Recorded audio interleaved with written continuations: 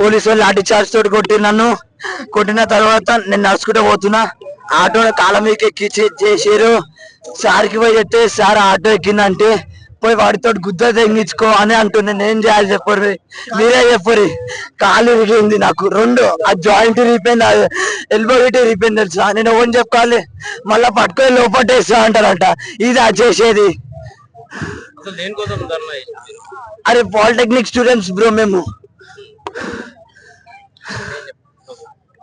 మాకు లెటర్ రాయడం రాదంటారు కదా, మరి లెటర్ రాయడం రానోళ్ళమే ఇన్ని బిల్డింగ్స్ ఇన్ని టెక్నాలజీస్ తెచ్చినామా? సరే మీరు అన్నట్టే అందాం, అందరు ఇంజనీర్ స్టూడెంట్స్ మీ కళ్ళ మీద కూర్చుంటాం, అప్లికేషన్స్ రాస్తాం. మీరు రాస్తారా? తెలుగులో సబ్జెక్ట్ రాయండి సార్, మేము ఎక్కేవాడు తెలుగులో రాసి చూపేయండి. మీకేం రైట్స్ ఉన్నాయి సార్ మాకు రావు అనడానికి? వచ్చి చూడండి సార్, ఉన్నదాన్ని ఇంప్రూవ్ చేయండి, లేనిది తెచ్చి మాకు పెట్టకుండా తలకాయ నొప్పులు. అంతగానో మా ఎస్బిటెడ్ స్టూడెంట్ అంటే డిప్లొమా స్టూడెంట్స్ ని ఇంప్రూవ్ చేయాలంటే ఫస్ట్ ఫీ రీయింబర్స్మెంట్ ఇవ్వండి సార్. నాకు ఇవ్వలేదు సార్, ఇక్కడ ఎవ్వరికి ఇవ్వలేరు, ఒక్కరికి రాలేదు. అది ఇచ్చి చూపియండి మీకు అంతగానో ఇంప్రూవ్ చేయాలని ఉంటే.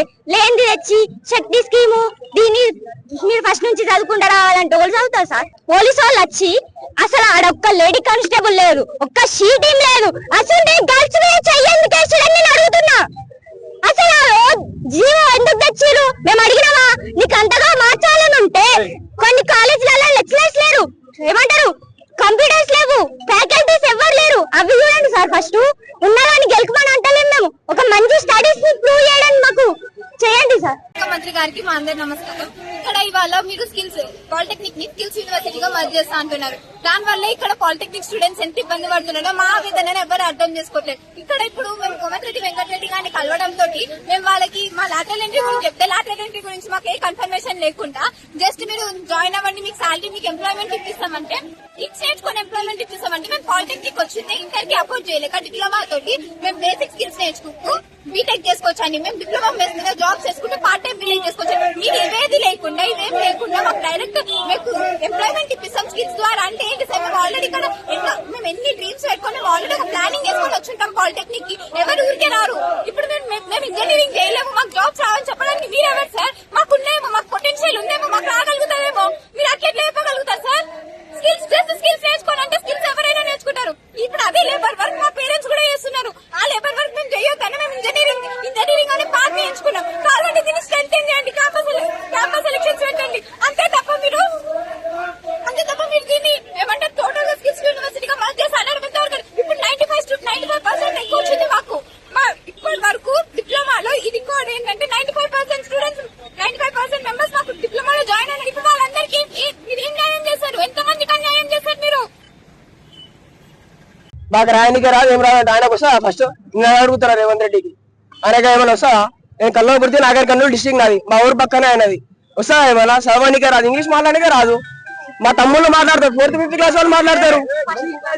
చదవనికే రాదు, ఏం రాదు. మళ్ళీ మాకు వచ్చి అది అంటుండు పెద్ద వద్దు. మేము కాలేజ్ కాడ ప్రొటెస్ట్ చేస్తే అలా వాల్యూ దొరుకుతలేదని మేము రోడ్ మీదకి వచ్చినాం. ఫస్ట్ ఆఫ్ ఆల్ సరే నాయన రేవంత్ రెడ్డి ఏమన్నాడు? మాకు ఇట్లా ఇప్పుడు డిప్లొమా చేసే మాకు ప్రైవేట్ జాబ్స్ చేసే గవర్నమెంట్ ఏం రావు మాకు. ఫస్ట్ ఆఫ్ ఆల్ స్కాలర్షిప్ లేదు, ఫీ రియంబర్స్మెంట్ లేదు, ఏం లేదు. 3 lakhs members పాలిటెక్నిక్ చేస్తున్నారు సార్. ఇప్పుడు మీ స్కిల్ యూనివర్సిటీ చెప్పడం వల్ల 3 lakhs members లైఫ్ నాశనం. ఇప్పుడు గవర్నమెంట్ ఏం చేయాలి? ఒక స్టూడెంట్ లైఫ్ అనేది బాగుపడికి చూడాలి. కానీ మీరు ఇక్కడ ఏం చేస్తున్నారు? మొత్తం లైఫ్ స్పాయిల్ అయ్యాక ఏం చేయాలి? జాబ్ చేయడం రైట్ సార్, మేము జాబ్ చేయడం అనట్లేదు. మీరు జాబ్ చేయడానికి మేము చాలా సంతోషం. ఆ జాబ్ చేయడం మా డిప్లొమా పైన కల్పించండి. హైయర్ ఎడ్యుకేషన్ ఎందుకు చెప్పండి? పాలిటెక్నిక్ తీసుకోవడానికి కారణం ఒక గోల్ సార్. ఇది తీసుకొని మాకు బెస్ట్ ఆప్షన్ అని ఇది చేసి మేము లాటరల్ ఎంట్రీగా బీటెక్ పోతాం. మేము ఊకనే పోం కదా, మేము ఇక్కడనే మా లైఫ్ ఈ వరకే అంటే ఎట్లా సార్? మేము ఇక్కడనే జాబ్స్ ఎట్లా చేసుకుంటాం? మేము మాకు హైయర్ ఎడ్యుకేషన్ కావాలి. మీరు ఎవరు అసలు చెప్పడానికి? We want justice sir. మీరు తొందరగా పేరెంట్స్ ఏమనుకుంటున్నారు? మా కూతురు మా కొడుకు పాలిటెక్నిక్ చేస్తున్నారు, డిప్లొమా చేస్తున్నారు అని చెప్పేసి అనుకుంటారు. ఇప్పుడు ఏమంటారు? ప్రైవేట్ స్కిల్స్ యూనివర్సిటీలో మధ్య చేసినప్పుడు నా కూతురు నా కొడుకు లేబర్ పనులు చేస్తున్నారని చెప్పేసి చెప్పుకుంటారా? మీరేమైనా చేయండి, మాకైతే మా ఎస్బిటెట్ అట్లనే ఉండాలి, మా లాటరల్ అట్లనే ఉండాలి. మీరు ఒకవేళ మా ఎడ్యుకేషన్ లో మార్పు చేయాలి అనుకుంటే ప్లేస్మెంట్స్ ఏమంటారు? మా ఇన్ఫ్రాస్ట్రక్చర్ మంచిగా చేయొచ్చు. కాలేజెస్ ఎట్లున్నాయి ఒకసారి గవర్నమెంట్ కాలేజెస్ చూడండి, అట్లా ఎట్లున్నాయి అవన్నీ నీట్ గా చేయించండి. ఏమంటారు బుక్స్ ఇవ్వండి ఫ్రీకి ఇస్తామని చెప్పొచ్చు కదా. స్కాలర్షిప్స్ చేయలేదు, స్కాలర్షిప్స్ దగ్గరికే పోలేదు. మీరు మా ఎస్బిటెక్ ని తీసేస్తే మొత్తం అని చెప్తే ఎవరు ఊరుకుంటారు? ఎంతో మంది లైఫ్స్ ఉన్నాయి ఇప్పుడు. వాళ్ళందరూ లైఫ్స్ ఖరాబ్ చేస్తారా? మాకైతే మా ఎస్బిటెక్ మాకు లాటరల్ ఎంట్రీ మాత్రం కావాలి. మేము ఇదే కోరుకుంటున్నాం. We want justice. ఖమ్మం నుంచి హైదరాబాద్ అనుకుంటాం. ఏంటి అసలు ఇంత శక్తి స్కీమ్ ఏంది? అసలు రేవంత్ రెడ్డి ఏం చేస్తున్నాడు? మమ్మల్ని ప్రైవేటైజ్ చేసి మమ్మల్ని అందరినీ లేబర్స్ గా పంపిస్తున్నా. వాడికి ఏం కావాలి? మ్యాన్ పవర్ కావాలి. రేవంత్ రెడ్డికి మ్యాన్ పవర్ కావాలి. ఇండస్ట్రీలలో ప్లేసెస్ ఉన్నాయి, తక్కువ జీతాలు పనిచేసేటోళ్ళు కావాలి. అందుట్లో బలి ఏంటంటే మా పాలిటెక్నిక్ స్టూడెంట్స్. వీళ్ళు ఏంటంటే వీళ్ళకి స్కిల్ ఉంటది, వీళ్ళు పై చదవలేరు. వీళ్ళు కొంతమంది లేటరల్ ఎంట్రీ రాస్తారు, రాయిపోతారు. అందుకని ఇప్పుడు లేటరల్ ఎంట్రీ తీసేసి మాకు బీటెక్ అవకాశం లేకుండా మమ్మల్ని ఇంజనీరింగ్ చేయకుండా ఓన్లీ స్కిల్ లేబర్స్ గా పని చేపించుకుందాం అని చెప్పేసి తక్కువ జీతాలకి వాళ్ళ ప్రాఫిట్ కోసం వాళ్ళు ఆలోచించి మొత్తం ప్రైవేటైజేషన్ చేసి ఇప్పుడు మమ్మల్ని బలి చేసుకుంటున్నారు. ఇన్ని రోజులు బట్టి మేము రోజు ఉద్యమాలు చేస్తున్నాం. ఇన్ని రోజులు బట్టి అన్ని డిస్ట్రిక్ట్స్ నుంచి ప్రతి ఒక్క విద్యాశాఖ మంత్రి ఆయనే, ముఖ్యమంత్రి ఆయనే. వారం రోజుల నుంచి మీరు ఇప్పుడు ఎడ్యుకేషన్ మినిస్టర్ ఆయన అయ్యిండు. ఎందుకు? పక్కన వాళ్ళకి ఇస్తే చికాకు అవుతుంది అని చెప్పేసి ఇప్పుడు ఆయన తీసుకొని మొన్న ఒకసారి నీట్ వాళ్ళు చేశారు. ఇప్పుడు మేము ప్రతి ఒక్క స్టూడెంట్స్ ని రోడ్డుకి ఎక్కిస్తే ఏంటన్నట్టు. కానీ సగం మంది పాలిటెక్నిక్ నుంచి వెళ్ళిపోతే దాని తర్వాత మళ్ళీ మేము ఇంటర్ రాసుకోవాలి. మాకు 2 సంవత్సరాలు వేస్ట్ అవుతుంది.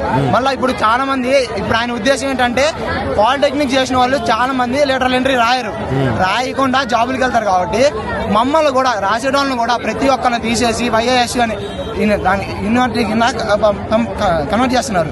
ఇప్పుడు దాని వల్ల మాకు లేబర్ అవుతున్నాం. మాకు అప్పుడు ఫ్యూచర్ ఉండదు. మేము ఇంజనీరింగ్ కాలేము. ఇప్పుడు రాష్ట్ర ప్రభుత్వం 2 నెలల కిందట 16 జూన్ 2026 నాడు జీవో నెంబర్ 97 అనేది విడుదల చేయడం జరిగింది సార్. ఆ జీవో యొక్క ముఖ్య ఉద్దేశం ఏంటంటే యంగ్ ఇండియా స్కిల్స్ యూనివర్సిటీకి భాగంలో శక్తి అనే స్కీమ్ సార్. ఈ శక్తి అనే స్కీమ్ రావడం వల్ల మాకు ఎటువంటి నష్టాలు జరుగుతాయి అంటే ఐటీఐ వాళ్ళని, అడ్వాన్స్ ట్రైనింగ్ సెంటర్ ఏసీటీ వాళ్ళని, మా డిప్లొమా వాళ్ళని ఏకం చేసేస్తారు సార్. ఒక తాటిపైకి తెచ్చి కలిపేస్తారు సార్. అలా గడపడం వల్ల మాకు టెక్నికల్ డిప్లొమా చేసిన తర్వాత పాలిటెక్నిక్ చేసిన తర్వాత డైరెక్ట్ బీటెక్ వెళ్తారు.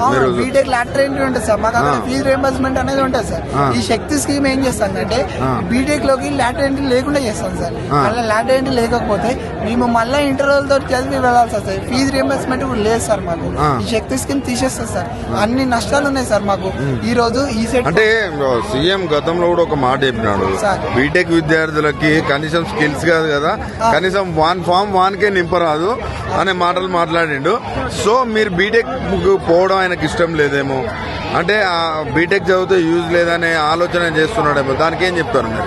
అది చాలా తప్పు సార్. అతనికి ఏం తెలియకుండా, ముఖ్యమంత్రి గారికి ఏం తెలియకుండా అతను ఎట్లా మాట్లాడతారు సార్?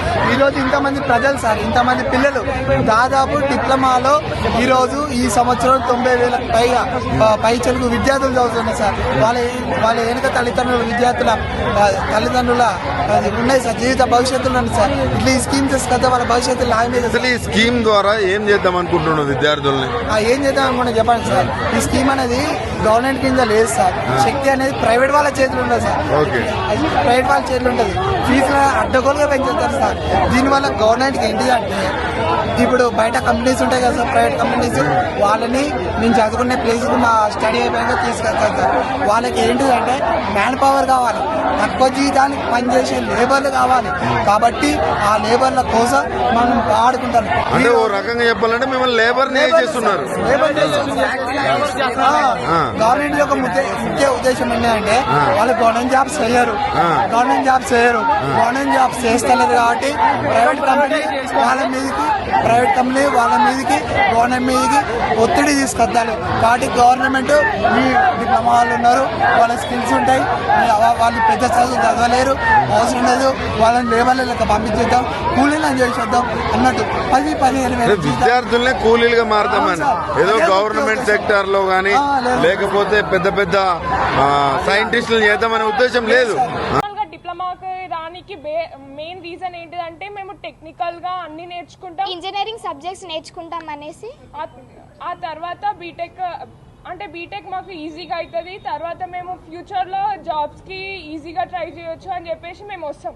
అట్లా అని చెప్పేసి మేము ఇప్పుడు ఈ లాటరల్ ఎంట్రీ ఆప్షన్ అనేది మొత్తానికే తొలగేసినారు. సో దీనివల్ల మాకు డిసడ్వాంటేజెస్ ఉంటుంది. ఇంకా మధ్యలో మాకు బీటెక్ అనే ఆప్షన్ లేకపోతే మేము ఫర్దర్గా ముందుకు వెళ్ళలేము, ఇక్కడనే స్టాప్ అయిపోతున్నాం. సో దీనివల్ల డిప్లొమా చదువుతున్న ప్రతి ఒక్కరూ బాధనే ఫేస్ చేస్తున్నారు తప్ప వాళ్ళకి ఇంకా నెక్స్ట్ ఏం చేయాలనో అర్థం కావట్లేదు.